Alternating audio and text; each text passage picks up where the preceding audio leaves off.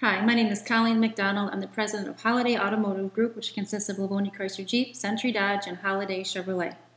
I'd like to read a letter that I wrote regarding what happened to me as a car dealer on May 14th of 2009. On May 14th, 2009, the world of 789 affected Chrysler, Jeep, and Dodge, and 1,300 GM dealers around the country changed. These dealers received a letter that they were not going forward with the new GM or the new Chrysler when it emerges from bankruptcy. To say we were shocked was an understatement. Just months before, the Chrysler, Jeep, and Dodge dealers were threatened by Jim Press, president of Chrysler, to order more cars than we needed to avoid a Chrysler bankruptcy. Press threatened that the dealers that didn't purchase these vehicles, that something bad would happen to them if they didn't take the cars.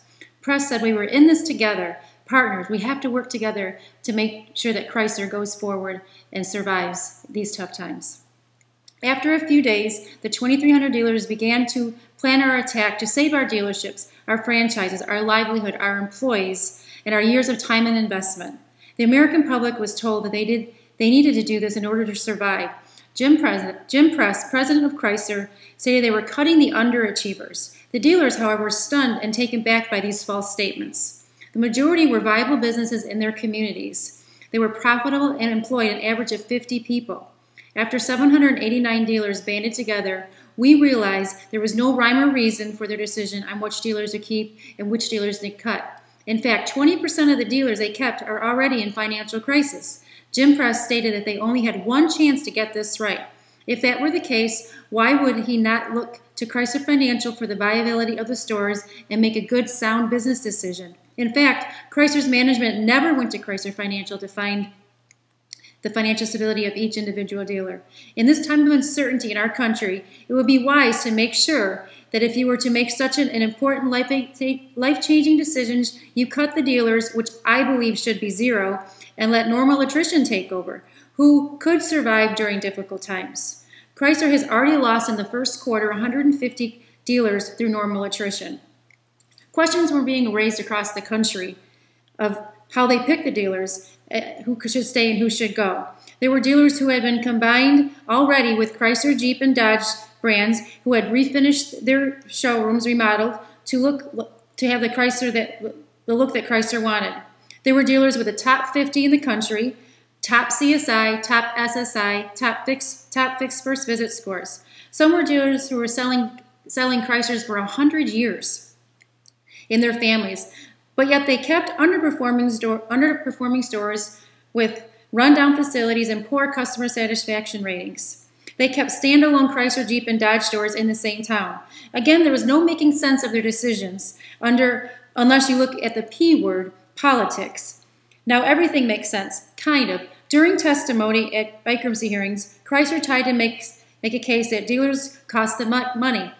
This was quickly disputed by dealers, and the Chrysler finally admitted that we don't cost them any money. The elimination of dealers was something Chrysler had wanted to do for years, and GM as well. And under state franchise laws, they can do that. Chrysler has the ability to exercise the termination of underperforming dealers. But this was not the case of underperforming dealers. This was a Chrysler taking advantage of our court system under Bankruptcy 363. Chrysler quickly realized that this was time to execute the dealers that they didn't like for one reason or another.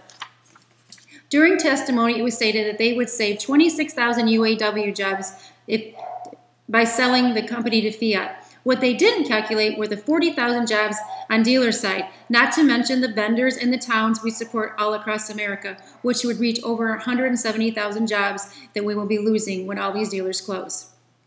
Well,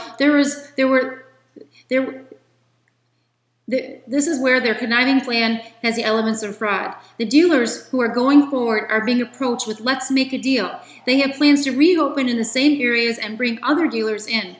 There are already buy-sell agreements being worked on between dealers who are going forward and new buyers. Keep in mind, dealers going forward just received the franchises for free of viable dealers in their town just down the street. The rejected dealers are left in the cold, shaking our heads, pounding our fists, and demanding justice. This just can't happen in the United States of America. 3 dealers testified on behalf of the 789 rejected Chrysler, Jeep, and Dodge stores. I was one of them. We told our stories of not being underperformers, of our facility upgrades, our involvement in our communities, profitable, viable businesses, etc. It all fell on deaf ears. It was obvious this sale and the elimination of dealers was going to be done no matter what, even if it meant breaking the law. This sale was being dictated by the newly appointed Car Czar task force, and nothing was going to stop it.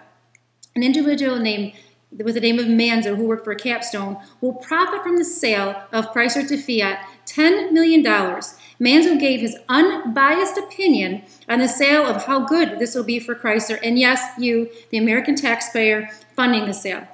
I guess I would have to ask how anyone can give an unbiased opinion if $10 million hangs over your head if the sales go through, and if not, you get nothing. New Chrysler and GM have now come out of bankruptcy at warp speed. They are touting they are a stronger company with no debt. How do you fire 25% of your customers, the dealers, which make up 14% of your sales, ever equate to a good, sound business decision? The decision for terminating dealers' franchises needs to be done at the state level.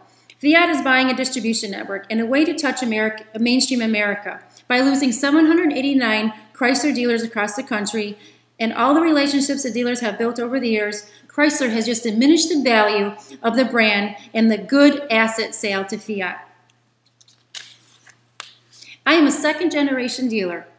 I've been working in the car business since I was 16 years old, almost 28 years. My husband has been with us for 30 years. I lost my father 6 years ago, who worked tirelessly on providing jobs and the best work environment. I lost 3 stores in 2 days. I lost 170 employees through no fault of my own. I now have 3 empty buildings that I can't sell. My employees are not even entitled to COBRA. This is un-American and did not need to happen. Please help us restore this country on what it was founded on. I thank you for listening to me, and please help the dealers across the country. I beg you.